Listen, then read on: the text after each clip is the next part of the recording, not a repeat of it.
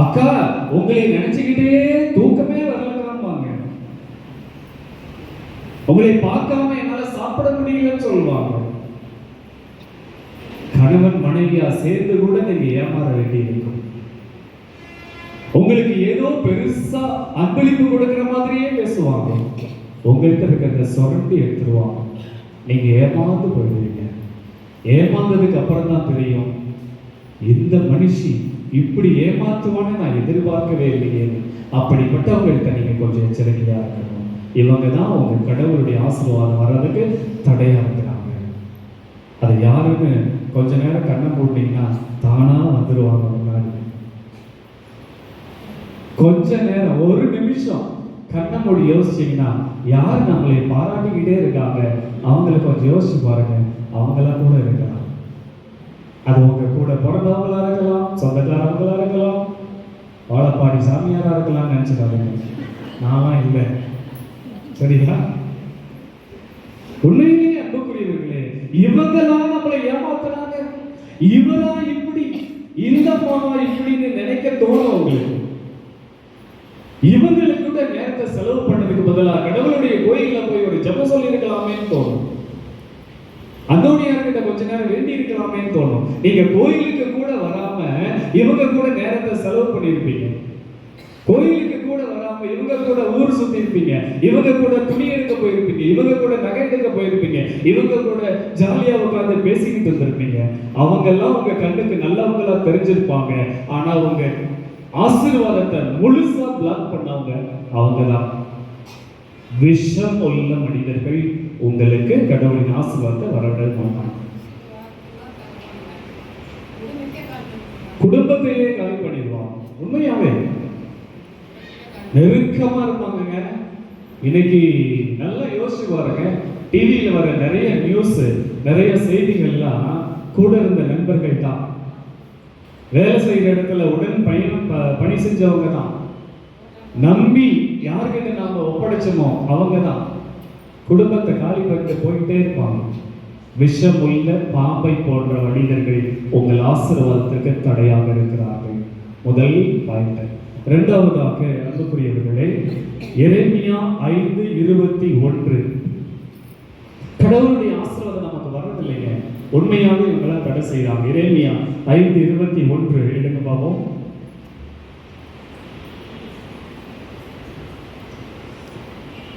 பைபிள்ல இருந்து நீங்க எடுக்கிறதுக்கு ரெடியா இருங்க.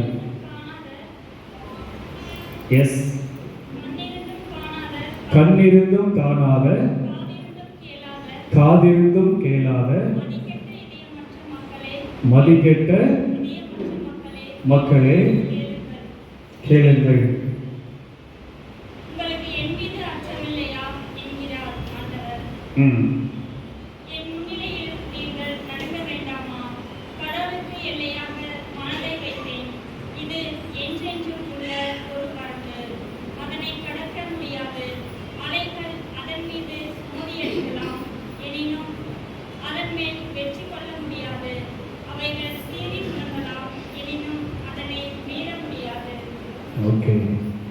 இம்மக்களோ கட்டுக்கடங்காதவர், பிடிவாத குணத்தினர், என்னை விட்டு விலகி செல்கின்றனர். கண்ணிருந்தும் காணாத, காதிருந்தும் கேளாத, மதிகட்ட இதயமற்ற மக்கள் கடவுளின் ஆசீர்வாதத்தை பெற முடியாது. என் மேல் பயம் இல்லாதவர்கள், கடவுள் பயம் இல்லாதவங்க கடவுள் ஆசீர்வாதத்தை பெற முடியாது. யாருங்க கடவுள் பயம் இல்லாதவங்க? கடவுள் பயம்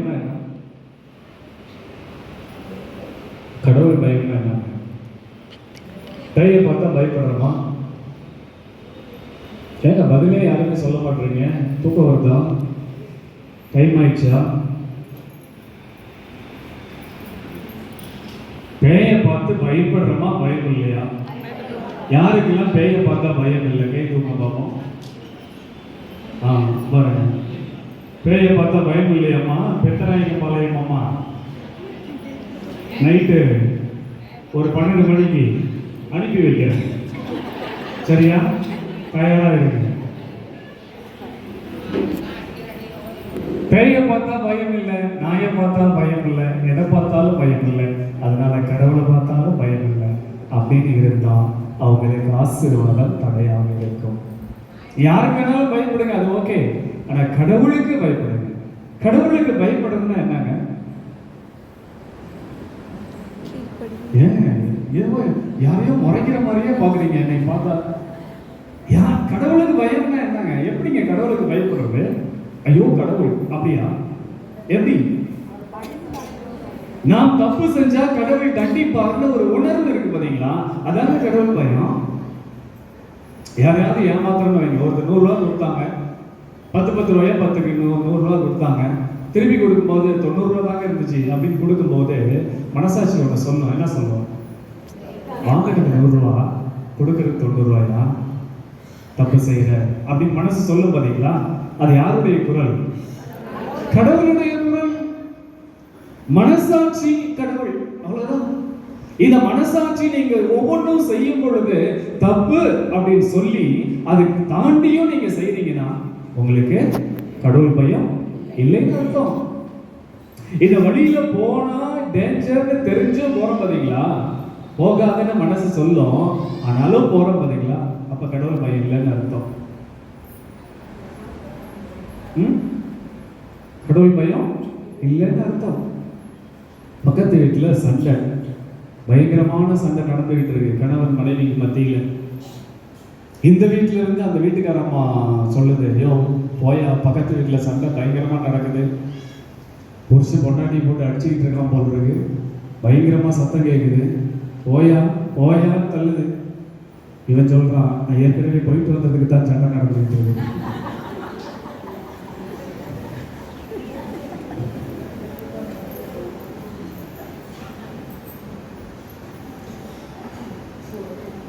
அன்புக்குரியவர்களே, கடவுள் பயம் இல்லை என்றால் பாவத்தை எப்படி வேண்டுமானாலும் செய்யலாம். திருடுறவங்களுக்கு கடவுள் பயம் கிடையாது, பொய் சொல்றவங்களுக்கு கடவுள் பயம் கிடையாது, கொள்ளையடிக்கிறவங்களுக்கு கடவுள் பயம் கிடையாது, ஏமாத்துறவங்களுக்கு கடவுள் பயம் கிடையாது. சோ இந்த உலகத்துல தப்பு செய்யறவங்க, பாவம் செய்யறவங்க யாருக்குமே கடவுள் பயம் கிடையாது. கடவுள் பயம் இருந்துச்சுன்னா மனசாட்சிப்படி வாழ்வாங்க. திமிரா இந்த உலகத்துல வாழ்றதுக்கு தகுதி உள்ளவங்க யார் தெரியுமா? நேர்மையா வாழ்றவங்க ஒருத்தர் தான். Price the lord, praise the Lord. நீங்க நேர்மையா வாழ்ந்து பாருங்க, யாரும் உங்களை கேள்வியே கேட்க முடியாது. நேர்மையா வாழாதப்ப பயமே வரும், ஐயோ நம்மளை பார்த்து ஏதாவது சொல்லிடுவாங்க அப்படின்னு. ஆனா நேர்மையா வாழ்றவங்க கெத்தா திமிரா டோன்ட் கேர் அப்படின்னு வாழலாம். அந்த மாதிரி வாழ்றதுக்கு தாங்க கடவுள் நம்மளை படிச்சிருக்கிறாரு. ஆனா வாழ இந்த உலகம் விடாது. யாரையாவது ஏமாத்து, யாரையாவது கொள்ளையடி, யாரையாவது பொய் சொல்லி ஏதாவது பண்ணு அப்படின்னு இந்த உலகம் சொல்லி கொடுக்கறது நமக்கு டேஸ்டா இருக்கு, சுவையா இருக்கு. ஏவாளுக்கு பாம்பு சொல்லி கொடுத்தது எப்படி இருந்துச்சு? ஏவாளுக்கு என்ன சொல்லிச்சு பாம்பு? இந்த உலகத்துல இருக்க எல்லா கனியும் சாப்பிடலாம், ஒண்ணு மட்டும் சாப்பிடக்கூடாது சொன்னது யார்? பாம்பா? கடவுள். எல்லாத்தையும் சாப்பிடலாம், ஒண்ணு மட்டும் சாப்பிடக்கூடாதுன்னு சொன்னாரு கடவுள், இல்லையா? எல்லாத்தையும் சாப்பிடலாம், ஒண்ணு மட்டும் சாப்பிடக்கூடாதுன்னு சொன்ன உடனே அந்த ஒண்ணு மட்டும் சாப்பிட்டது யார்? பாம்பா? பாம்பை விட்டு இன்னொரு வெளியே வரல.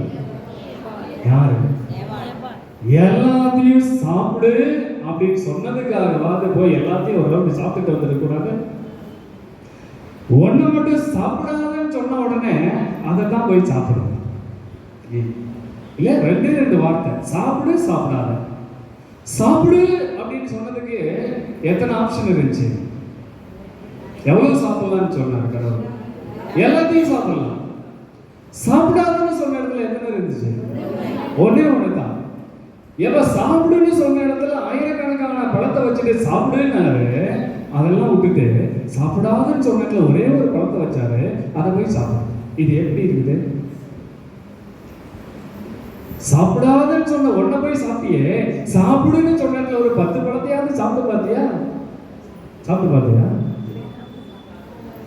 சாப்பிடல. மனுஷ குணமே, பிறவி குணமே என்னன்னா, எதை செய்யாதுன்னு சொல்றோமோ அதைத்தான் செஞ்சே ஆகும். எதை செய்யன்னு சொல்றாங்களோ செய்யவே செய்யும். பள்ளிக்கூடத்துல ஹோம்ஒர்க் செஞ்சுட்டு வாடா சொல்லுவாங்க, பையன் அதை மட்டும்தான் செய்ய மாட்டான். வீட்டுக்கு வந்த உடனே ஷூவை கழட்டி தூக்கி போட்டான்னா அது எங்க போய் விழுவுதுன்னு அடுத்த நாள் காலையில ஸ்கூல் போறதுக்கு முன்னாடி தான் தேடுவோம் இல்ல. அது இந்த குட்டி குட்டி பசங்களாம் வந்தா வரும்போதே பேக்கை கழட்டி தொங்க விட்டு இழுத்துக்கிட்டே வருவாங்க, வாசல்லே இழுத்துட்டு வராங்க. அவ்வளோ பாரம். அந்த தூக்கிட்டு வந்து ஒரு சுத்தி அந்த பேக்கை விட்டானா போதும், அது எங்க கிடக்குன்னு அம்மாவுக்கு தான் தெரியும். ஷூவை கழட்டி கையிலலாம் கழட்ட மாட்டான், காலையே ஒரு உதறமா அது சோஃபா கடியில போய் ஒரு மூளைக்குள்ள மாட்டிக்கும், கண்டுக்கவே மாட்டான். சாக்ஸை கழட்டி தலையை சுத்தி தூக்கி எங்கேயாவது போடுவான், தெரியாது. அம்மா இதெல்லாம் பொறுக்கி துவைச்சு வைக்கணும். ஹோம்ஒர்க் பண்ணிக்கிட்டு வாடான்னு சொன்ன அந்த டீச்சருடைய வார்த்தை மட்டும் அவன் காதல விழுந்திருக்காது. எதை செய்யின்னு சொன்னாங்களோ செய்யவே மாட்டான். அவங்க சொல்லாத எல்லாத்தையும் செஞ்சிருப்பான். அடுத்த நாள் காலையில 8:45 அம்மா சாக்ஸ் எங்க, ஷூ எங்க, பேக் எங்க, லஞ்ச் பாக்ஸ் எங்க, எல்லாத்தையும் கேட்பான். யார்கிட்ட? அம்மா கிட்ட. அதுக்கு அம்மாவே ஸ்கூல் போயிட்டு வந்திருக்கலாமே. மனித குணமே எதை செய்யாதே என்று சொல்லுகிறதோ அதைத்தான் செய்வேன் என்று அடம்பிடிக்கிறது. ஏவாள் கிட்ட இருந்தே வந்துருச்சு. அதனால நம்ம பிள்ளைகள் எல்லாம் குறை சொல்ல தேவையில்லை. அது ஏவாள் கிட்ட இருந்தே ஆரம்பிச்சு. உலகத்தை படைக்கும் போதே கடவுள் எதை சாப்பிடாத சொன்னாரோ சாப்பிட்டாச்சு, முடிஞ்சு போச்சு. ஏன் தெரியுமா? அங்கு நம்மை மயக்குவதற்கு பாம்பு தயாராக இருந்தது, சாத்தான் தயாராக இருந்தது. கடவுள் சொன்னாரு, அந்த பழத்தை சாப்பிட்டீன்னா நீ பாவம் செய்தவனாக மாறிவிடுவார். ஆனா பாம்பு என்ன தெரியுமா சொல்லுது? இந்த பழத்தை சாப்பிட்டீங்கன்னா கடவுள் போல மாறிடுவார். எது கேட்கறதுக்கு நல்லா இருக்கு? கடவுள் சொல்றது கேட்க நல்லா இருக்கா, பாம்பு சொல்றது கேட்க நல்லா இருக்கா? உண்மையே சொல்றது பாம்பு சொல்றதுதானே நல்லா இருக்கு. நீ பழத்தை சாப்பிட்டீன்னா பாவம் செய்தவனாகி விடுவாய்னு கடவுள் சொல்றாரு. பாம்பு சொல்லுது பழத்தை சாப்பிட்டீன்னா கடவுள் போல மாறிடுவாய். ஏங்க, பாவம் செஞ்சவங்களா மாறணுமா, கடவுள் போல மாறணுமா? என்ன ஆசை வரும்? கடவுள் போல மாறிடும் ஆசை. ஆசையை தூண்டி விட்டா போதுங்க, நீங்க எல்லாம் அப்படியே பரலோகத்துக்கு பறந்து போயிடுவீங்க. சரிங்களா? அக்கா, உங்களை மாதிரி அழகான அக்கா இது ஏரியாவிலே பார்க்க முடியாதுன்னா போதும், இன்னைக்கு போய் கண்ணாடியை பார்க்க ஆரம்பிச்சிங்கன்னா நாளைக்கு சாயங்காலம் வரைக்கும் பார்த்துக்கிட்டே இருப்பீங்க. ஃபாதர் எதை பார்த்து சொன்னாரு? நம்ம மூக்கை பார்த்து சொன்னாரா, காதை பார்த்து சொன்னாரா? மயங்கியே போயிடுவீங்க. 4 நாளைக்கு உங்களை கண்டினியூஸா அழகா இருக்கிறீங்கன்னு சொல்லி 5ஆவது நாள் ஒரு 1 லட்ச ரூபா கொடுக்கான்னு சொன்னா போதும், என் ஃபாதர் 1 லட்சமா வச்சுக்கிங்கன்னு கொடுக்கணும். அதாங்க உலகம். அப்படி பேச்சுல மயங்கி ஏமாந்து போய் தாங்க இன்னைக்கு நிறைய இஎம்ஐ கட்டிக்கிட்டு இருக்கிறோம். ஏற்கனவே நிறைய டைம் சொல்லியிருக்கேன், நம்மள இந்த இன்சூரன்ஸுக்காரன், வசந்தன் கோக்காரன், போத்தீஸ்காரன் எப்படி ஏமாத்துறான்? ஆசீர்வாதங்களை சொல்லிதான் ஆடி மாசத்துல 70% ஆஃபர் இதா வச்சுக்கோன்னு அள்ளி கொடுக்குறாங்க. ஏமாந்து போயிடுவோம். ஏமாந்தது தான் முதல் பாவம். ஆசீர்வாதத்துக்கு தடையாக இருக்கிறது. மனசாட்சிக்கு ஏத்த மாதிரி வாழலைன்னா அதுதான் பாவம். கடவுளுடைய ஆசீர்வாதத்தை கொண்டு வந்து கொடுக்காது. கடவுள் சொல்றாரு, இந்த பழத்தை சாப்பிட்ட ஒரு கண்கள் மூடிக்கொள்ளும். பாம்பு சொல்லுது, ஒரு கண்கள் திறந்து கொள்ளும். சாப்பிடாதுன்னு கடவுள் சொல்றாரு. பாம்பு சாப்பிடுன்னு சொல்லுது. எது கேட்கறதுக்கு நல்லா இருக்குது? சாப்பிடுன்னு சொல்றது தானே கேட்கும். அதுக்கு பின்னாடி வர விளைவுகளை நம்ம யோசிக்கிறது கிடையாது. அப்போ கடவுள் நமக்கு கொடுக்கிற ஆசீர்வாதங்களை தடை போடுறதுக்கு சாத்தான் சுத்தி கொண்டே இருக்கிறான். நேரடியா பாம்பு பேய்கெல்லாம் வந்து நம்மளை சோதிக்காதுங்க. மனித உருவத்துல தான், யாருடைய உருவத்திலேயோ தான் வந்து நம்மை சோதிக்குது. அப்ப மதிக்கெட்டவர்கள், அறிவு இருக்குங்க, நிறைய படிச்சிருப்பாங்க, டாக்டரேட் கூட முடிச்சிருப்பாங்க, நிறைய பிஹெச்டி பண்ணியிருப்பாங்க, ஆனா அவங்க பேச்சு படிச்சவங்க மாதிரியே இருக்காது. அவங்க எல்லாம் கடவுளுடைய ஆசீர்வாதத்தை பெற தடையாக இருப்பவர்கள். நீலாம் ஒரு படிச்ச மனுஷனா அப்படின்னு ஒரு சிலர் கேட்கிற மாதிரியா? ஏன் கேட்கிறோம்? அவங்க படிச்சிருப்பாங்க, ஆனா அவங்க பேச்சு படிச்சவங்க மாதிரியே இருக்காது. அப்ப அவங்க எல்லாம் தான் கடவுளுடைய ஆசீர்வாதத்தை நாம் பெற்றுக்கொள்ள தடையாக இருப்பவர்கள். அந்த மாதிரி மனுஷர்கள்ட்ட நம்ம கொஞ்சம் எச்சரிக்கையா இருக்கணும். 3ஆவதாக எசேக்கியேல் 12:2 கலகம் செய்பவர்கள். யாருங்க? கலகம் செய்பவர்கள். நம்ம குடும்பம் சமாதானமா, மகிழ்ச்சியா, சந்தோஷமா தான் ஆரம்பிக்குது. ஆனா எங்கிருந்து தான் இந்த பிரச்சனை வருது, கலகம் வருதுன்னு தெரியாது. சாதாரணமா பிரச்சனை ஆரம்பிச்சு டிவோர்ஸ்ல போய் முடியும். அந்த அளவுக்கு பிரச்சனைய யாரோ ஒருத்தர் தாங்க தூண்டி விட்டுருப்பாங்க. அந்த தூண்டி விடுற மக்கள்கிட்ட கொஞ்சம் எச்சரிக்கையா இருக்கு. கணவன் மனைவி சந்தோஷமா தான் பேசிக்கிட்டு இருந்திருப்பாங்க, சந்தோஷமா தான் உரையாடல் ஆரம்பிச்சிருப்பாங்க. ஆனா எங்கேயோ ஒரு இடத்துல மனைவி சொன்ன ஒரு வார்த்தை கணவனுக்கு காயமாயிருக்கும், கணவன் சொல்ற ஒரு வார்த்தை காயமாயிருக்கும். அதை பெருசு பண்ணி உங்க அப்பாவோட இப்படி, உங்க அம்மாவோட இப்படி, உங்க அப்பா வீடு இப்படின்னு மாத்தி மாத்தி பேசி அடிதடியில் ஆகி, ஓ இனிமே நான் உங்ககிட்ட வாழவே மாட்டேன் முடிவுக்கு வராங்க. அது எங்க ஆரம்பிக்குது? ஒரு சின்ன இடத்துலதான். யாரோ ஒருவர் பற்ற வைத்த நெருப்பு பொறி அந்த குடும்பத்தை சீரழித்து விடுகிறது. நம்ம கூட வந்து பேசுறவங்க அவங்க குடும்பத்தை பத்தி உயர்வா பேசி நம்ம குடும்பத்தை பத்தி தாழ்வா பேசும்போது நமக்குள்ள ஒரு குற்ற உணர்வு வரும். நம்ம அவங்கள மாதிரி இல்லையோ அப்படி நினைக்கும் போது அவங்கள மாதிரி இருக்கிறதுக்கு ஆசைப்படுவோம். அங்கதான் பிரச்சனை ஆரம்பிக்கும். கடவுள் சொல்றாரு, கலகம் செய்பவர்களோடு எச்சரிக்கையாயிரு, அவர்கள் உன் ஆசீர்வாதத்துக்கு தடையாயிருக்கிறார்கள். Praise the lord, praise the lord. அன்புக்குரியவர்களே, அடுத்ததாக மக்களை வெறுப்பவர்கள், அன்பு இல்லாத மக்கள் உங்கள் ஆசீர்வாதத்துக்கு தடையா இருப்பாங்க. நீங்க எவ்வளவுதான் அன்பு செய்யுங்க, எவ்வளவுதான் பாசத்தை காட்டுங்க, உங்க மேல அவங்களுக்கு அன்பே வராது இல்லையா? யாரும் வீட்டுக்காரருக்கு செஞ்சு போடுறப்பாங்க, ஆக்கி போடுறப்பாங்க. ஆனா அன்பா ஒரு வார்த்தை கூட பேச மாட்டேங்கிறாரு. ஏங்க காரணம் என்ன?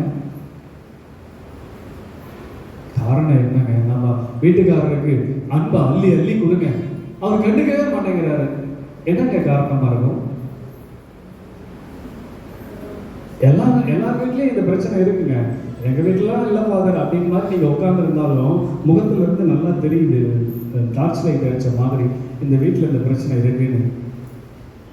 எவ்வளவுதான் இந்த வீட்டுக்காரருக்கு பாசத்தை காட்டுறதுங்க, ஒரு அன்பா ஒரு வார்த்தை பேச மாட்டேங்கிறாரு. காரணம் என்னவா இருக்கும் தெரியல. நானும் காலையில எந்திரிச்சதுல இருந்து எந்திரிக்கும் போது அவருக்கு பாதத்தை தொட்டு கும்பிட்டு பார்த்தேன், அவருக்கு தண்ணியை கொண்டு வந்து வச்சு பார்த்தேன், குளிப்பாட்டி பார்த்தேன், தவிட்டி விட்டு பார்த்தேன், பவுடர் அடிச்சு விட்டு பார்த்தேன், மேக்கப் பண்ணி விட்டு பார்த்தேன், ட்ரெஸ்ஸை நானே எடுத்து போட்டு விட்டு பார்த்தேன். என்ன செஞ்சாலும் இந்த மனுஷன் மரமா நிற்கிறாரு ஃபாதர். ஒரு வார்த்தை கூட சூப்பர் பரவாயில்லன்னு சொல்ல மாட்டேங்கிறாரு. ஏங்க ஆண்களுக்கெல்லாம் அப்படி ஒரு இது இருக்கா? அதாவது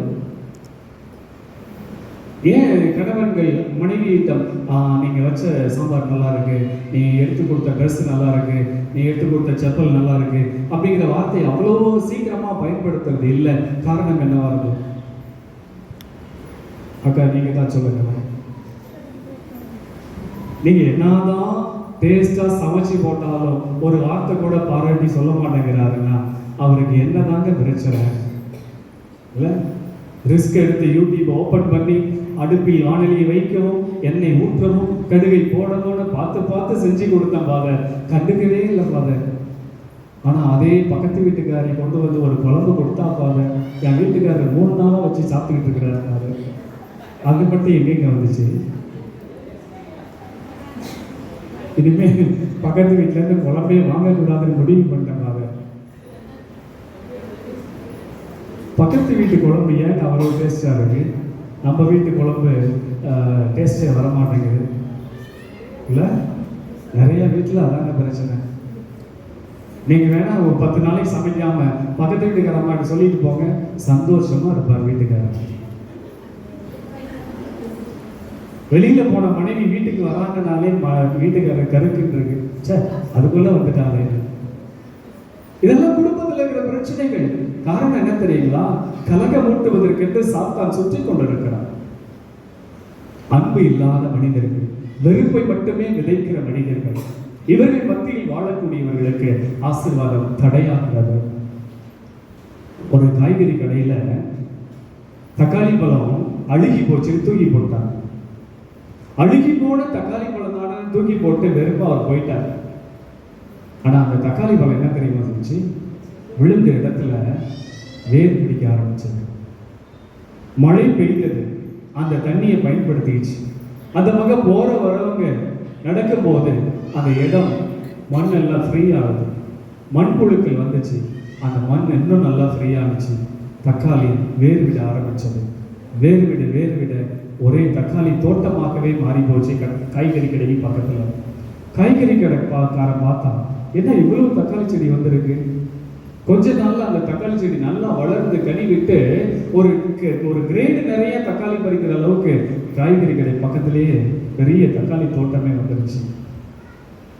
தக்காளி வித்தவனை தூக்கி போடுறவனை பார்த்து தக்காளி சொல்லிச்சு, வீழ்வேன் என்று நினைத்தாயோ, என்னவா வீழ்வேன் என்று நினைத்தாயோ, அழுகி போன தக்காளின்னு என்னை வேணாட ஒதுக்கி தூக்கி போட்டாலும் நான் விழுந்த இடத்துல இந்த முளைச்சி முன்னாடியே நிலைச்சு நிற்பேன், வளர்ந்து வருவேன் பாத்தியா அப்படின்னு சொல்லிச்சான். அன்புக்குரியவர்களே, நம்மை அன்பு செய்யாமல் வெறுக்கிறவர்கள் மத்தியிலே வாழ்ந்து காட்ட வேண்டும், வீழ்ந்து விடக்கூடாது. நம்மை பிடிக்காதவர்களுக்கு நாம் வீழ வேண்டும் என்பதுதான் எதிர்பார்ப்பு. ஆனால் அவர்களிடம் நீங்கள் சொல்ல வேண்டும், வீழ்வேன் என்று நினைத்தாயோ எழுவேன். ஒரு தக்காளி வித அழுகி போன தக்காளியிலிருந்து மீண்டும் ஒரு தக்காளி செடி முளைச்சு தக்காளி வரும்னா நீங்களும் நானும் தக்காளி விட பெருசா கம்மியா பெரியவங்க தானே. தக்காளி எல்லாம் என்னங்க, மனிதர்கள் தான்.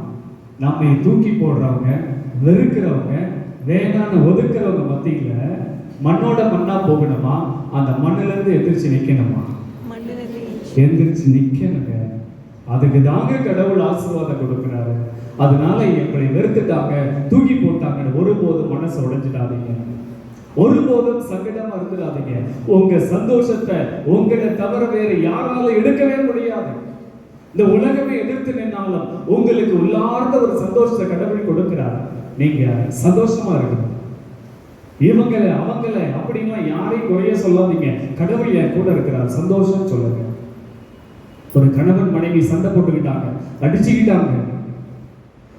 அடிச்சுக்கிட்டதுல அந்த கணவன் மனைவி அடிச்சு குற்றுயிரா விட்டுட்டான். செத்தே போற அளவுக்கு ஆயிடுச்சு அந்த அம்மா. அவனுக்கு ஒரு பயம் வந்துருச்சு, ஐயோ சாதாரணமா ஆரம்பிச்ச சண்டை இப்படி போய் முடிஞ்சிருச்சு, மனைவி உயிர் போக போகுதுன்னு நேரா அவன் அந்தோணியார் கிட்ட தான் ஓடுனான். அந்தோணியார் கிட்ட ஓடி, அந்தோணியாரே நான் தெரியாம என் மனைவி அடிச்சுட்டேன், ரொம்ப பலமா அடிச்சதுல உயிர் போற நிலைமைக்கு வந்துருச்சு, தயவு செஞ்சு வந்து காப்பாத்துங்கன்னு அந்தோணியார்கிட்ட கேட்டான். அந்தோணியார் நேரா அவங்க வீட்டுக்கு போய் அந்த அம்மாவுடைய கையை பிடிச்சாரு. அந்த அம்மாவுக்கு இருந்த அத்தனை கஷ்டம், வலி, வேதனை எல்லாம் மாறி எந்திரிச்சு சமைக்கவே ஆரம்பிச்சுட்டாங்களாம். ஒரு வலி கூட இல்லையா? Price the lord, praise the Lord. நம்ம இந்த உலகத்துல குற்றுயிரா விட்டுட்டு போனாலும் சரி, அந்தோணியார் இருக்கிறாரு, ஆண்டவர் இருக்கிறார், அவர் காப்பாற்றுவார்னு உங்களுக்கு நம்பிக்கை இருக்கணும். அதனாலதான் நான் அடிக்கடி சொல்றேன், கவலைப்படாதே, கடவுள் பார்த்துக் கொள்வார். எதை குறித்து கவலைப்படாதீங்க. பல நேரங்களில் நம்ம வீண் வாதங்கள்ல ஈடுபடுறோம். ஒரு கழுதையும் புலியும் பேசிக்கிச்சான். கழுதை சொல்லிச்சான் புலிக்கிட்ட, இந்த காட்டுல இருக்கிற புல்லெல்லாம் எவ்வளவு ப்ளூ கலரா இருக்கு பாத்தியா? இந்த காட்டுல இருக்கிற புல்லெல்லாம் ப்ளூ கலரா இருக்கா பாத்தியா அப்படின்னு கழுதை புலிக்கிட்ட சொல்லிச்சான். புலி சொல்லிச்சான், ஏ கழுதையே, புல்லெல்லாம் பச்சை கலரா இருக்குச்சான். இல்ல இல்ல ப்ளூ கலரா இருக்கு பாத்தியான்ச்சா. ஏ பச்சை கலரா இருக்கு, சரி வா சிங்கத்துக்கிட்ட போய் பஞ்சாயத்து வைப்போன்னு கழுதையும் புலியை சிங்கத்துக்கிட்ட போயிடுச்சான். கழுதை சொல்லிச்சான், அந்த காட்டுல இருக்கிற புல் எல்லாம் ப்ளூ கலரா இருக்குதுன்னு சொல்றேன், புலி பச்சை கலருன்னு சொல்லுது, நீங்களே தீர்ப்பு சொல்லுங்க ஐயா. புலியை பார்த்து கேட்டுச்சான், புல் என்ன கலர்ல இருக்கு? ஐயா பச்சை கலர்ல தான் இருக்கு. இல்ல ப்ளூ கலர்ல தான் இருக்குது. சிங்கம்னு சொல்லி, நீ தப்பா சொன்னதுக்கு 5 வருஷம் உனக்கு தண்டனை, உன் வாய் பேசாம போயிடும் சொல்லி தண்டனை கொடுத்து அனுப்பிடுச்சான். 5 வருஷமா அதை யோசிக்கிட்டு இருந்த புலி 5 வருஷம் கழிச்சு சிங்கத்துக்கிட்ட போய் கேட்டுச்சான், ஐயா உங்களுக்கே நல்லா தெரியும் இந்த காட்டுல இருக்கிற புல் எல்லாம் பச்சையா தான் இருக்கு, ஆனா ப்ளூ கலர் இருக்குன்னு சொன்ன அந்த கழுதைக்கு சப்போர்ட் பண்ணி என் வாயை அடைச்சிட்டீங்களே, காரணம் என்னன்னு கேட்டுச்சான். அப்ப அந்த சிங்கம் சொல்லிச்சான், காட்டுல இருக்கிற புல் எல்லாம் பச்சையா தான் இருக்குன்னு எனக்கும் தெரியும், ஆனா தேவையில்லாம அந்த கழுதைகிட்ட பேசி வீண் வாதம் செஞ்ச பார்த்தியா, அதுக்குதான் உனக்கு தண்டனை, 5 வருஷம் பேசாம இருக்கு. பல நேரங்கள்ல உண்மை இதுதான் தெரிஞ்சும் வெட்டியா ஒருத்தர்கிட்ட சண்டை போட்டுக்கிட்டு வாதம் பண்ணிக்கிட்டு இருக்க பாத்தீங்களா, கடவுள் அதுக்கு தாங்க தண்டனை கொடுக்கிறாரு. உண்மை என்னன்னு நமக்கு தெரியும், அதுக்காக இன்னொருத்தர்கிட்ட வீண் வாதம் பண்றதுல நேரத்தை செலவிடாதீங்க. அன்னை தெரசா சொல்றாங்க, சண்டை போடுறதுக்கு நேரம் எடுத்துக்கிட்டீங்கன்னா அன்பு காட்டுறதுக்கு நேரம் இல்லாம போயிடும். அதனால வெட்டியா ஒருத்தர் வந்து நம்ம வீட்டில் உட்காந்து பேசுறாங்கன்னா அவங்கள்ட்ட உங்க நேரத்தை செலவு பண்ணாதீங்க. எனக்கு வேலை இருக்கு அப்படின்னு அவங்களை அனுப்பிட்டு உங்க வேலையை பாருங்க. பார்க்கலாமா? சரிங்க பாருங்க. இதுக்கு மேல நீங்க பேசுனீங்கன்னா எங்களால தாங்க முடியாது, தயவு செஞ்சு நிறுத்துங்கன்னு சொல்றது உங்க முகத்துல இருந்து தெரியுது. அதனால நான் நிறுத்திக்கிறேன். கடவுள் உங்களை நிறைவாய் ஆசீர்வதிப்பார்.